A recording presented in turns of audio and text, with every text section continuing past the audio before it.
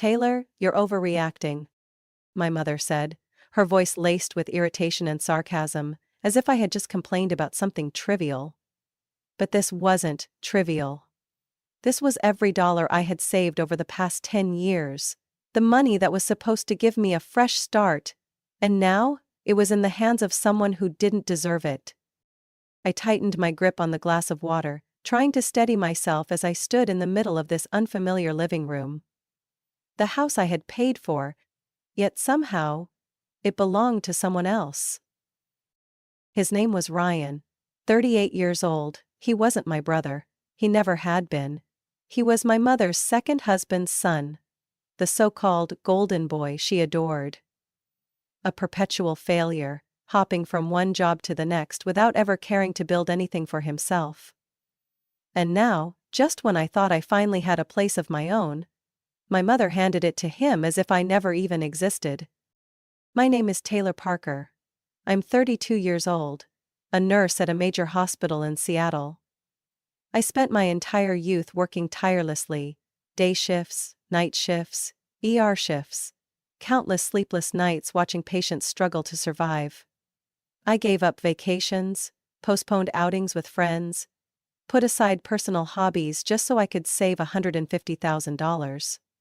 I was planning to use that money as a down payment for my own home, but when my mother begged me to help her buy a new house because they were on the verge of foreclosure, I didn't hesitate.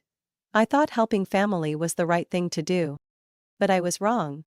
I remember the agreement clearly.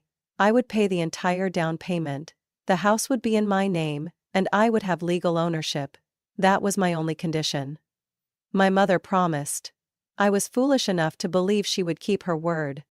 But now, here at what should have been my housewarming party, my mother stood before me, holding a stack of transfer papers and casually announcing that the house now belonged to Ryan. Ryan needs a stable home for his family, she continued, glancing toward the guests mingling in the backyard. You're young, healthy, with a great job at the hospital. You're about to get promoted too. You can buy another one. Rage surged through me like a tidal wave. I can buy another one? I worked for 10 years, sacrificing everything to save that money. And what about Ryan? Had he ever done anything to help Mom? Had he ever lost a single night of sleep to earn his own way? I turned to Jack, my stepfather, who had been silent the entire evening. He wouldn't even look me in the eye. You agree to this? I asked, my voice low and tight. Jack shrugged slightly, as if this had nothing to do with him. He has a child on the way, Taylor. He needs a home more than you. I let out a cold, hollow laugh. And I don't deserve a home? No one answered. Everything in my mind seemed to collapse. I looked around the room, the cream-colored walls I had picked out when we toured the house, the chandelier I had paid for because Mom said it would make the place feel cozier, the sofa set I had carefully ordered online. I had imagined living here, celebrating Christmas here, building a new life here. But now? Ryan stood there, smirking, like he had won a prize he didn't even have to work for. Come on, Taylor, he said, his voice dripping with smugness. Why are you making such a big deal? You don't even need this place. You're a great nurse. You'll make the money back in no time. He laughed as he spoke, as if everything I had worked for meant nothing. I wanted to scream. I wanted to shatter the glass in my hand. I wanted to take back what was mine. They thought I would back down. Accept this like I had accepted every other injustice before. But they had no idea. Tonight would be the last time they treated me like a puppet. They would find out soon enough. I would do something about this. I locked eyes with my mother, waiting for an explanation. A reason, a shred of guilt, anything that could convince me this wasn't the cold-blooded betrayal it felt like. But she simply crossed her arms and shook her head, as if I were a child throwing a tantrum. You're being childish, Taylor, she said, her voice a mix of annoyance and condescension. Ryan needs this home. He has a baby on the way. And you? You're financially stable. You have a great job. You can always earn that money back. Try to understand Ryan, Taylor. I scoffed. So, what you're saying is, I should work myself to the bone at the hospital for another 10 years to save that money again? And then what? So you can just hand it over to Ryan again? Jack, my stepfather, finally spoke. But his words only made my blood boil. Come on, Taylor, don't make a scene. We're family. Family? I clenched my fists, struggling to contain the storm of emotions inside me. My family had stolen the money I had worked so hard to earn. My family had lied, deceived, and cast me aside without a second thought. I looked at Ryan. The smug smirk on his face, the glint of victory in his eyes. Taylor, don't be so stubborn, he shrugged. You can make that money back in no time. Just think of it as charity for the less fortunate. Charity? I bit down on my tongue to keep from screaming. Ryan, I said, my voice shaking with rage. Do you even know what I had to do to save that money? 10 years. I worked for 10 years, saving every single dollar. I sacrificed every vacation, every holiday, every night of peaceful sleep. And what did you do? Jump from one garbage business idea to another before crawling back to leech off my mother. Ryan raised an eyebrow, shrugging like I was blowing things out of proportion. Don't act so self-righteous, he scoffed. You're just a nurse, not some big-shot surgeon. It's not like you saved the world. Just work a few more years and you'll have it back. Something inside me shattered. My mother didn't object to his words. Jack didn't either. No one in this so-called family was on my side. I turned to my mother, locking eyes with her. How long have you been planning this? She avoided my gaze, but that flicker of hesitation told me everything.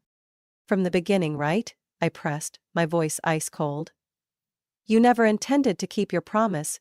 You just wanted me to pay for this house so you could quietly hand it over to Ryan. Didn't you? Her blinking quickened, as if searching for a way to deny it. Taylor, you're overthinking things. I laughed, a hollow, bitter sound. Overthinking. I shook my head. Look me in the eye and tell me you had no idea this was the plan all along. Silence. A sharp pain stabbed through my chest. I had always known my mother favored Ryan, that she loved him more than me. But I never thought she would steal my future and hand it to him without hesitation. You always told me I was your daughter, I murmured.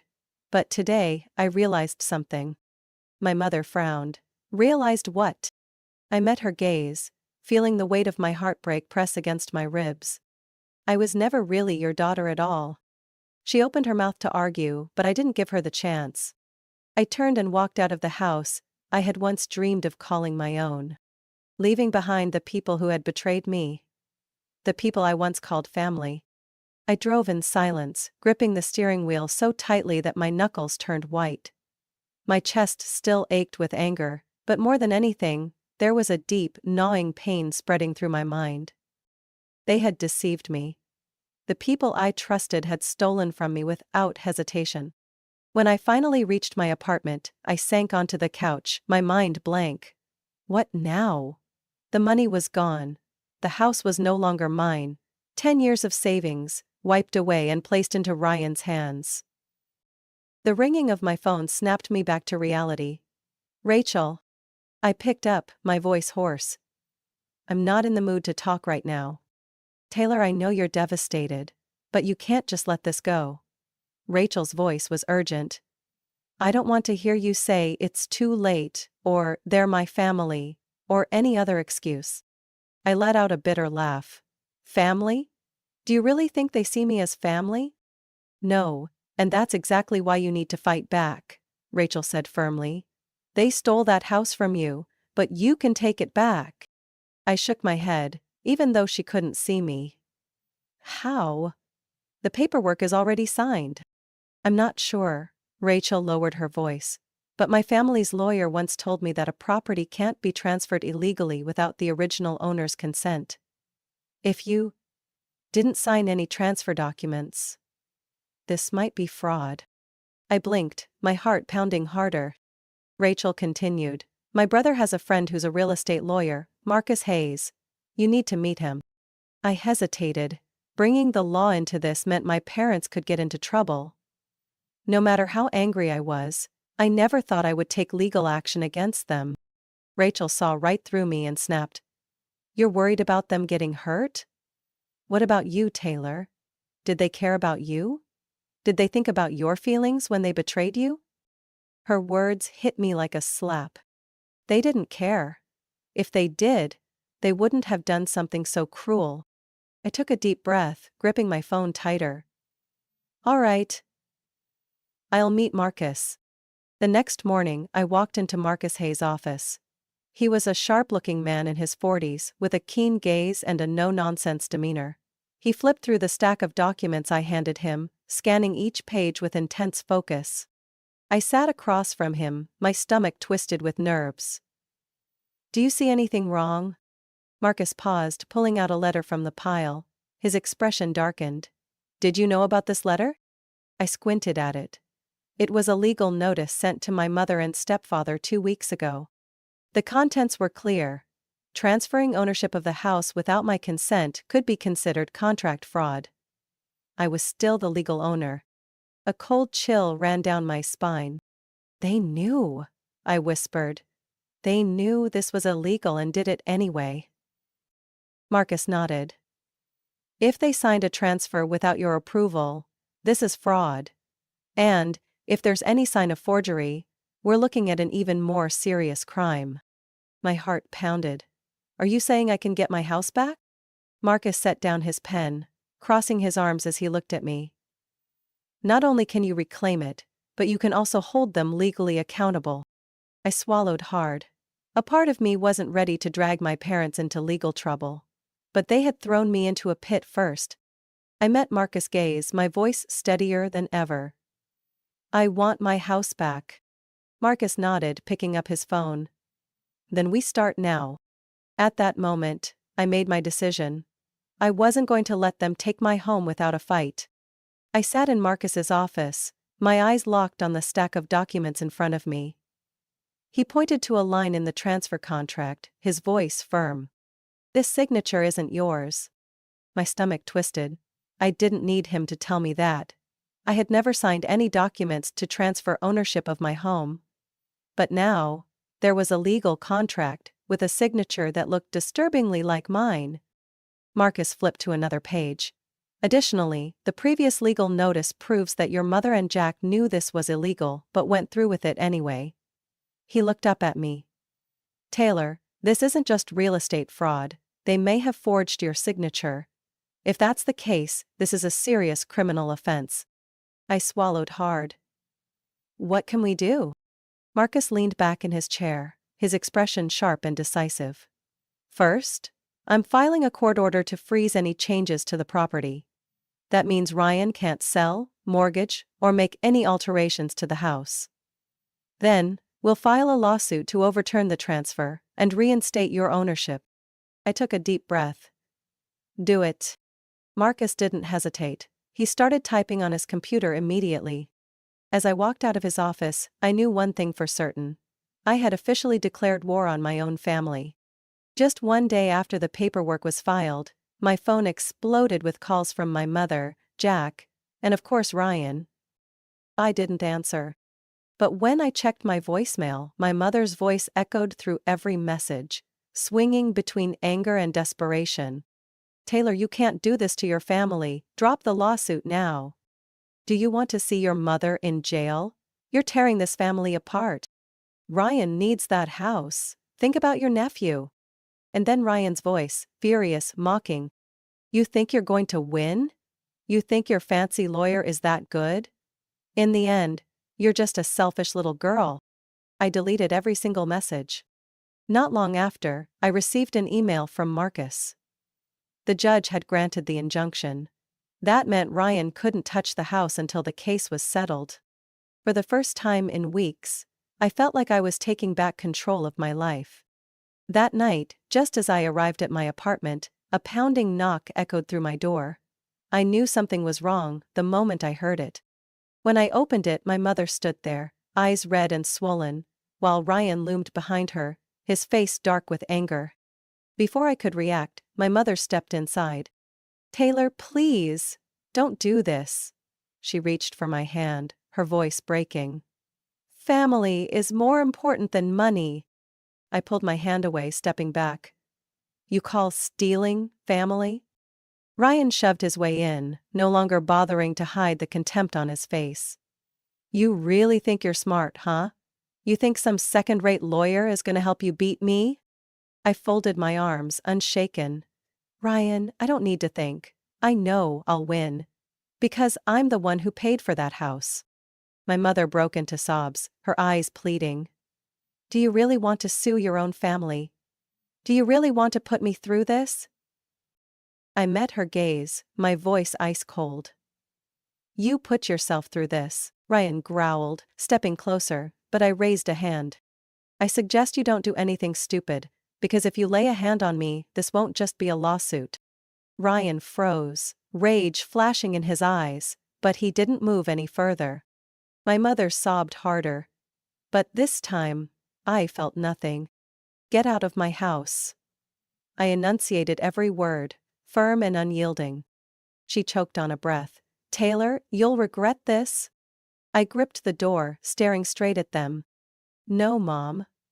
For the first time in my life, I don't regret a damn thing. And then I slammed the door shut, locking them out of my home. Out of my life. Their game was over. Now, it was my turn.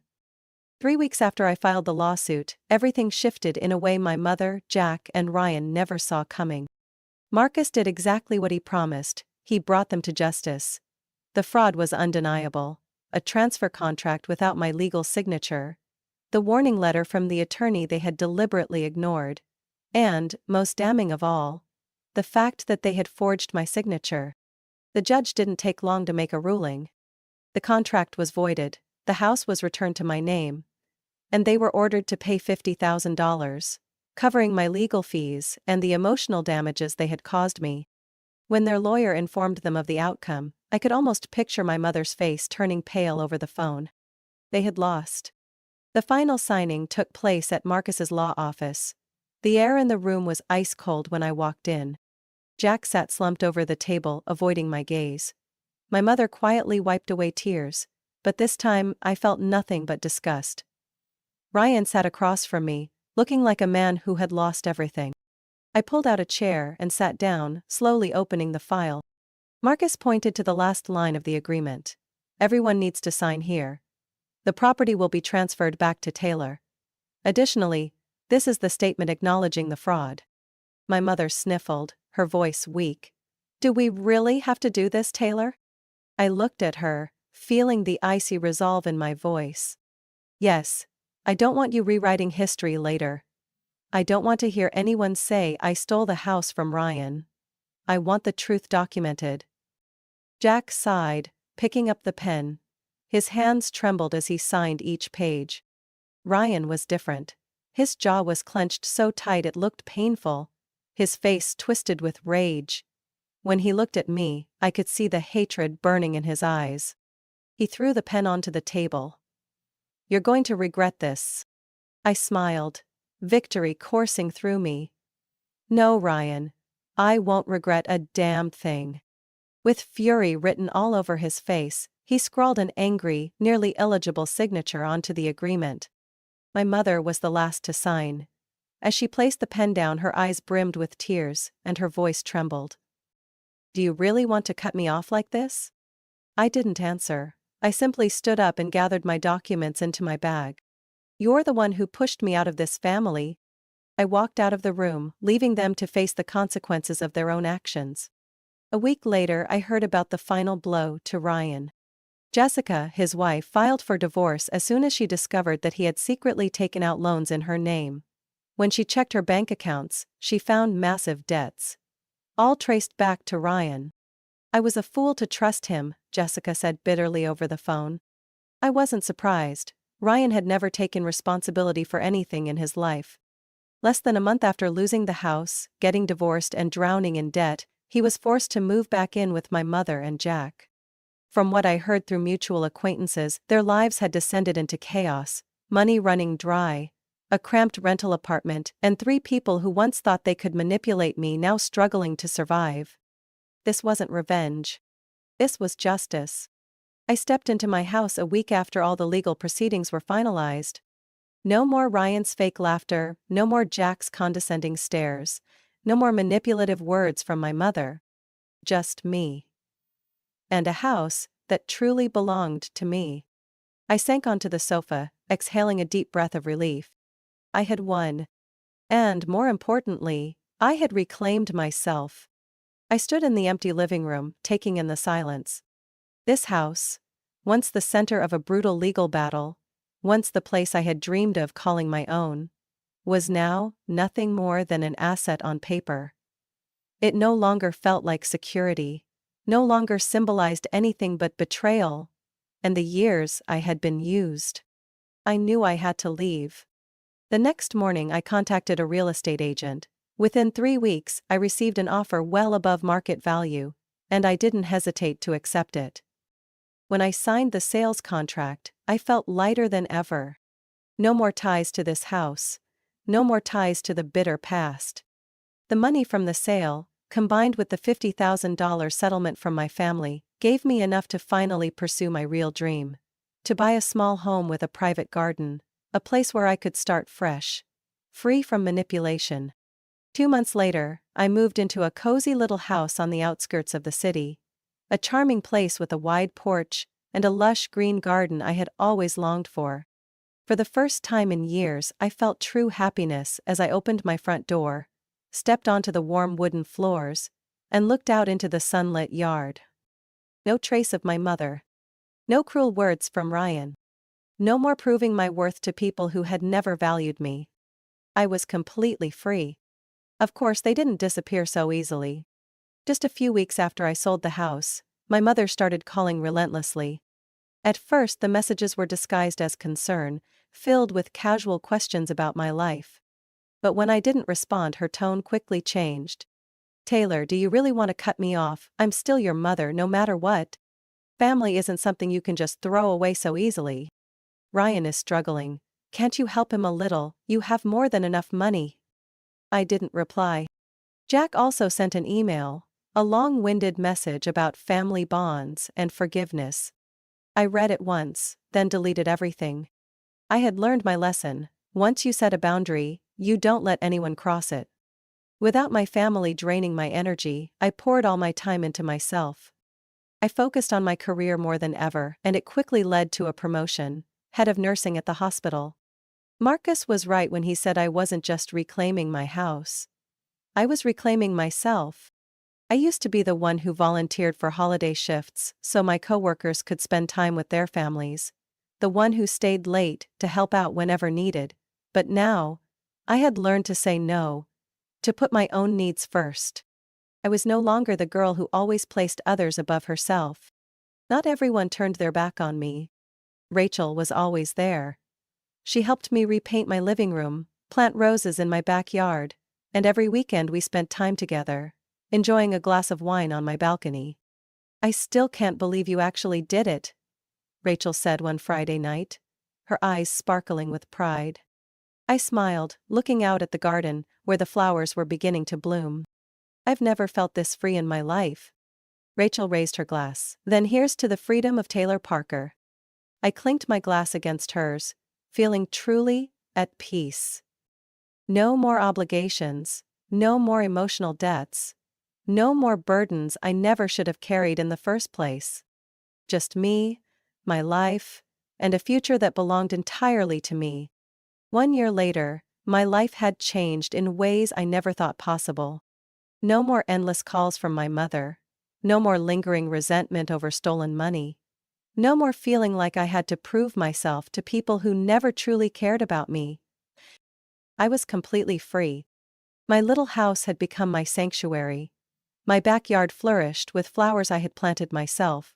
Rows of tomatoes and fresh greens thrived under the morning sun. Every morning, I sipped coffee on my balcony, letting the breeze brush against my skin, feeling lighter than ever. No more burdens. No more pain. I once thought I would be trapped in the endless cycle of my family's manipulations, that no matter what I did, I would always be the one being used. But now, I had built a life I truly loved. My career had skyrocketed as well. Being promoted to head of nursing didn't just come with a better salary. It gave me a real voice in my workplace. I was no longer the one stuck with every night shift. No longer the one shouldering extra responsibilities, just because I didn't have a family to rush home to. I learned to set boundaries, both in my work and in my personal life. And that made me stronger than ever. I should have known my mother would never truly give up. One autumn afternoon, just as I finished watering the vegetable garden behind my house, the doorbell rang. I opened the door, and there she was. The same eyes, the same deliberately weary, fragile demeanor. But I was no longer the girl I used to be. My mother took a deep breath, her voice weak. "Taylor, can I come in?" I didn't step aside. "What do you want?" She swallowed hard, avoiding my gaze. I know things went too far before. I shouldn't have done that to you. But now, Jack and I are struggling. Ryan too. We're family, Taylor. You can't just abandon them. I looked at her for a long moment. No pain, no anger. Just absolute clarity. Family? I raised an eyebrow. Family is about respect and appreciation, not just showing up when you need money. She hesitated, as if she couldn't believe how blunt I was. "Are you really going to turn your back on me?" Her voice broke. I met her eyes, my voice firm. "You turned your back on me first, remember?" She had no response. With nothing left to say, I gave her a small nod before closing the door. This time, I didn't feel guilty. I didn't owe them anything anymore. That evening, Rachel came over. She brought a bottle of wine as usual, and we sat on the balcony, watching the sunset paint the sky in hues of orange and gold. "I saw your mom's car outside earlier," Rachel remarked, glancing at me. I shrugged, taking a sip of my wine. "She came asking for money," I said no. Rachel chuckled, pride glimmering in her eyes. "I still remember the days when you would have emptied your savings account for them. You've changed so much, Taylor." I smiled, feeling a deep, unshakable peace within me. "I haven't changed," I said, setting my glass down. "I've just finally learned to value myself more." Rachel lifted her glass, her eyes shining in the fading light. "Then here's to the new Taylor." I clinked my glass against hers, listening to the soft chime of crystal echoing through the quiet garden. My life was finally mine. And I didn't regret a single moment of my decision. Taylor's story isn't just about reclaiming a house, it's about reclaiming herself. It highlights the reality that family isn't always a safe haven, and sometimes, the people closest to us are the ones who exploit us the most. Through betrayal, struggle, and triumph, Taylor learned an important lesson. True freedom comes from setting boundaries and valuing oneself. In life, no one is obligated to sacrifice endlessly for those who don't appreciate them. Living well is the best revenge. What are your thoughts on Taylor's story? Have you ever experienced being taken advantage of by family like she did? Share your thoughts in the comments below. Don't forget to follow the channel for more powerful real-life stories about family, justice, and freedom.